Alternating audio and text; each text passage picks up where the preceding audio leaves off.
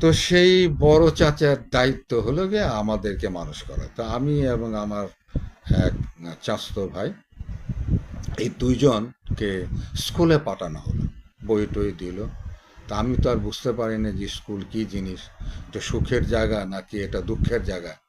তো আমি ওখানে যখন গেলাম আর কি, স্কুলে পড়তে গেলাম, প্রাইমারি স্কুলে, করিমগঞ্জ প্রাইমারি স্কুলে।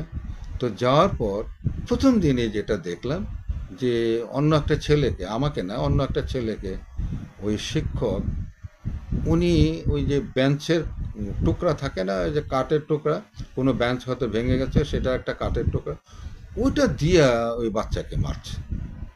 আমি তো এমন ভয় পেলাম, আমার ভাইটাও, আমার চাচাতো ভাই, সে আমার চেয়ে একটু বড়, সেও ভয় পেল। তারপরে আমরা তো দুইজনে চিন্তা করলাম যে আর তো স্কুলে যাওয়া যাবে না, ওইটা দিয়ে যদি আমাদের পিটায় তাহলে তো আমরা মরেই যাব। তো তখন পরের দিন আমরা কি করলাম, স্কুলে না গিয়ে বইটই ছিঁড়ে ফেললাম, এবং গিয়ে আপনার যে মটরশুঁটি ক্ষেত আছে, মটরশুঁটি কিন্তু কাঁচা অবস্থায় কিন্তু খাওয়া যায় এবং খুব মজা কিন্তু। তো সেই ক্ষেতের মধ্যে গিয়ে, নিজেদেরই ক্ষেত, খেতে গিয়ে সেখানে মটরশুঁটি খাইলাম। খাওয়ার পর তাতে তো আর পেট ভরে